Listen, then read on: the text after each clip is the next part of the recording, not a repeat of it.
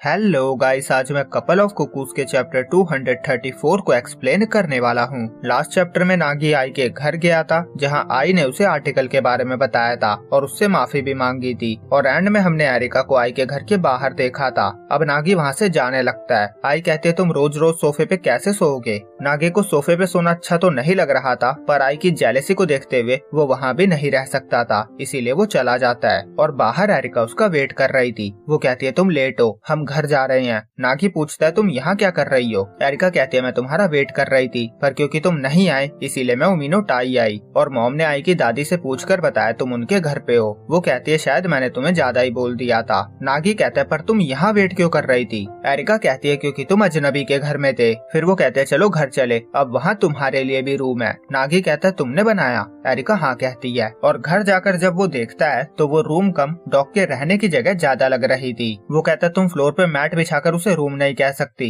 Areca कहती है, तुम्हें पता भी है इतनी क्यूट चीज को ढूंढना कितना मुश्किल था। मेरा शुक्र मनाओ और सो जाओ। फिर नागी सो जाता है। उसे उम्मीद नहीं थी वो इतना कंफर्टेबल और फ्लफी होगा। तभी उसकी नजर एरिका पे जाती है और उसके लिए सो पाना और मुश्किल हो जाता है। फिर वो खुद को पूरी तरह से ब्लैंकेट से कवर करके सो जाता है। अब अगले दिन स्कूल से छुट्टी होने के बाद नागी लाइब्रेरी में पढ़ रहा था। हीरो वहाँ आती है और कहती है, क्या बात है, टॉपर छुट्टी के बाद भी रुका हुआ है? नागी कहता है, नंबर 2 स्टूडेंट के मुँह से मैं ये नहीं सुनना चाहता। हीरो कहती है, मैं तो बस बुक्स रिटर्न करने आई थी। नागी कहता है, पिछले कुछ दिनों में सब कुछ बहुत हैक्टिक चल रहा है, जिस वजह से मैं स्टडी पे फोकस नहीं कर पा रहा हूँ और पीछे हो गया हूँ। हीरो कहती है, कुछ हुआ है क्या? नागी कहता है, मेरे पास रूम नहीं है। रेनोवेशन के बाद एरिका और मेरा कमरा कंबाइन हो गया है। हीरो कहती है, उन्होंने तुमसे पूछे भी नहीं कर दिया, ये तो सही नहीं है। नागी को रिलीफ मिलता है कि उसने जैसा सोचा था हीरो ने वैसे रिएक्ट नहीं किया। हीरो कहती है, लगता है टीम उमीनो के सभी लोगों का टफ टाइम चल रहा है। वो बताती है, जब से वो इंसिडेंट हुआ है उसकी मॉम ने उस बारे में एक शब्द भी नहीं कहा।